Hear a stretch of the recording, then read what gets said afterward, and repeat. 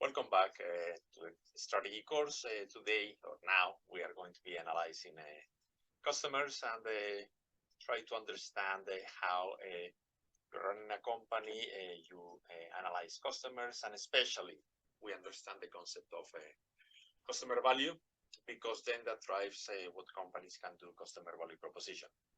And this is the logic behind the idea of strategy as as value creation and capture. So let's start with what is customer analysis, and this is pretty much a marketing strategy. What is marketing strategy? Similar to the definition of a strategy, general definition, you have an objective and then you make decisions and you create a plan of action to achieve those. Marketing strategy, how do you understand your customers, how do you create and keep customers, and hopefully, if everything goes really well, you make them brand ambassadors. This is a full analysis, which to some extent is an extension of standard strategic management. There is going to be an analysis of customers, competitors, collaborators, the company, and the context, which is the nice 5 C's. And this is the beginning of our understanding of who are our customers, what are competitors offering to them, what are collaborators. And in this sense, these are individuals, companies that contribute to our ability to create value, and then what do we do in the company within the context in which we operate. From there, some strategic decisions in the terms of marketing. What is the value that we're going to be creating for whom? We have to identify customers, we have to do customer segmentation, we have to target them, and then we have to position our products, our offers, so that we can match their preferences, so that then we have the traditional marketing plan, the 4 Ps, product, promotion, place, and price. What is the difference, or how can we, if you want, reconfigure them? Product, promotion, and place, those ensure value creation. They ensure that you are going to be able to attract, bring the attention of customers, attract them to your offers, and eventually make them recognize that this is better than what competitors are offering, and they are going to buy yours, because in addition to the product, promotion, and place, they like the price, and that basically that level of price enables you to capture some of the value that is being created for them. With this, then we have fantastic. We have analyzed, we understand our customers and how we operate within the competitive and general context.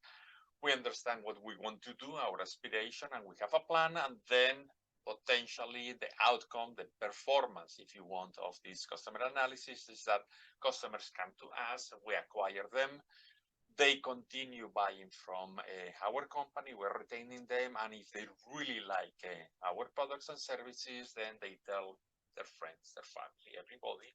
They go into social media and they become the brand ambassadors.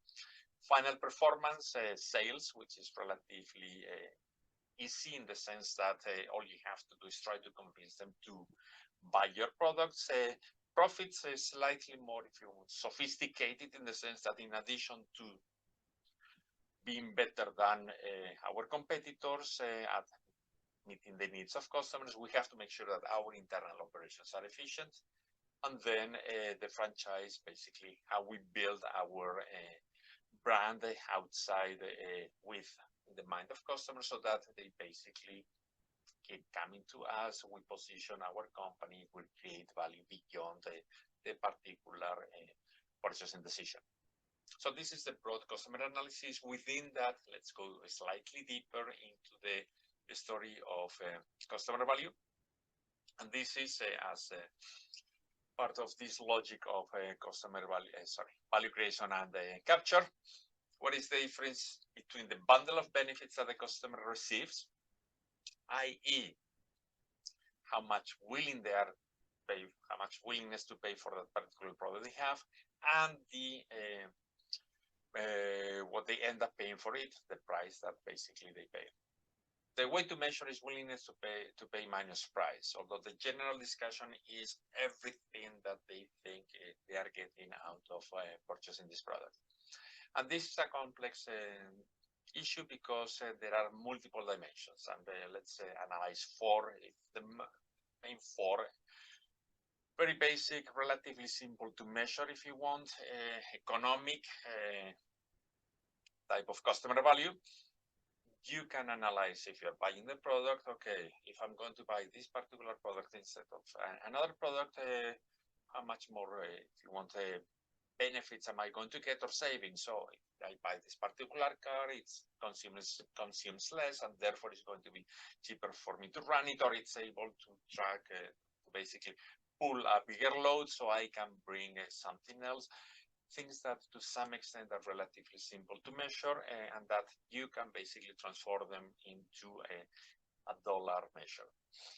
Then you also have the next level, if you want, which is functional. Okay, yes, this is what the car can do, but on top of that, it's not just a transportation, but also enables me to do other things. I have independence, I can do other things. Look, it has a really nice radio. On top of that, it has a much more, if you want, a secure system, and the engine is bigger. It makes you basically be able to run faster. This type of features has a bundle, and this is why in many cases customer value is a complex process, because in traditional, if you want, marketing and economics, we tend to focus on, especially economics, price and quantity, standardized products. Everything is pretty much simple to understand, but most products are really complex. And that's when features makes the identification of value much more complicated. The next one is something that is associated in many cases more with the brand rather than the particular product. The idea here is psychological, emotional benefits. You are wearing a particular brand, that basically means that you feel that you have accomplished reach a particular level because only certain people are able to afford that particular brand, or because you want to signal that you are in the know of a particular type of product, and therefore you are getting emotional benefits that are very difficult to quantify, but in many cases drive many of the purchases. And then finally, there is a social benefit. And it's not only you perceiving that this is the brand that basically represents you, but you, because you bought a particular product or service, belong to a particular group. There is a network effect. People are going to recognize you as also being, if you want, in the in-group, and that provides this additional set of benefits. This is a story of customer value, and that's why it is so difficult, because it's just multiple dimensions, many of which are really difficult to measure. Nevertheless, we can start exploring them in more detail and trying to understand not only customer value, but especially the important concept of the customer value proposition. What is the customer value proposition? How do I convince customers to buy my products rather than my competitors' products? And for this, it seems relatively simple, and it's basically the idea of marketing. You are trying to create perceptions of this product being better than another product, different from competitive advantage. Competitive advantage, the company is better than competitors at satisfying customers. It's a much more general story. Customer value proposition focuses only on the product. This product, this customer is going to buy over the competitor's product because this and this. How do we convince customers? We can start with if you want, more basic one. All benefits. What I do is just I tell my customers all the different benefits or the features of the product. This product is this size, this particular color, it has this density, all these different conditions, and then I'm hoping that some of those basically connect with what the customer wants, and they think, oh yes, that's actually what I wanted to buy. The challenge or the benefit of this is that all I need to do is understand my product, and then I just list a long list of benefits. The challenge is that I don't really know what is happening. I have very little knowledge of what is resonating with the customers, how I'm connecting with them. I can list lots of things, and they might not be relevant for the customer. And the other challenge, if you want, is that, so I see that I'm selling products. All of a sudden, customers stop selling the products. I don't really know what I can do. I don't know what attracted them to my product in the first place, so I don't know which of the different features I should be changing, improving, so that basically they come back to me. For that reason, we go to the next level, favorable points of difference. So what I do is, well, I compare my product, the features of my product, to those of a competitor's product, and then try to find areas in which my product is better. And then highlight those, of course, and those areas in which the product is not as good, don't say anything about it. So what do I need to know?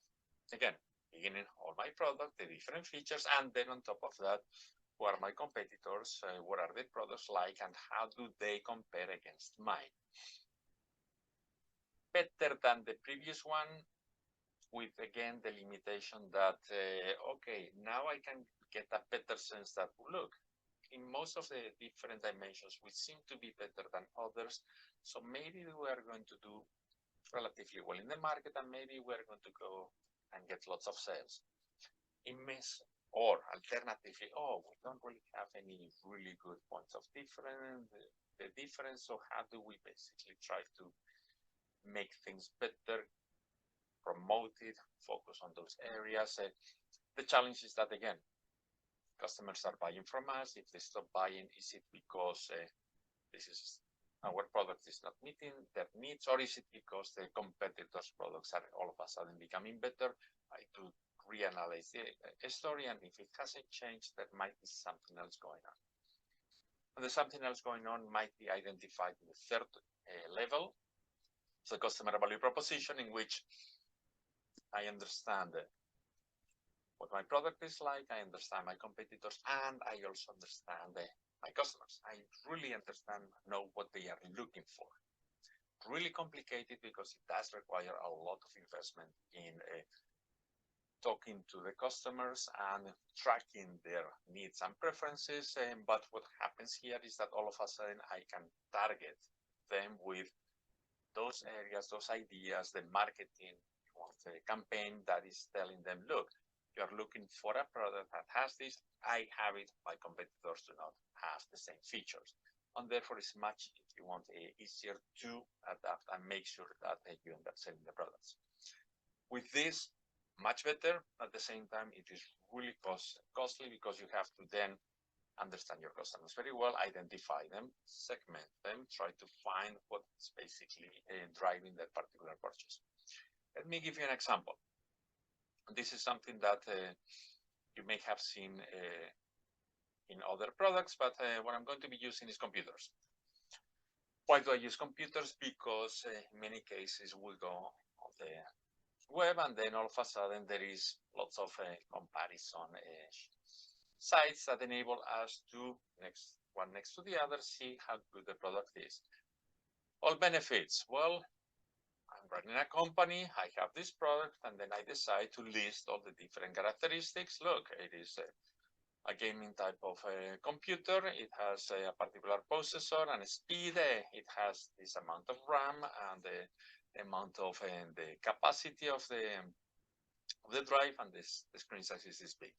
And then we can get into a resolution, and then we can continue with a long list of different indications. I understand my company, I promote it, that look, it's really good, it's nice, I don't really know what's driving the sales. Well, then what I do is, hey, why don't we compare it against other products? So here, basically, yes, we have not only this gaming, but also other recommended, selected by a magazine, other computers that might be comparable and as being the best, if you want. And look, all of a sudden we have very different characteristics. Some are geared towards gaming, others are just ultra portable, really light, very thin. Others are convertible, so you can basically use them as a tablet as well. The processors are different.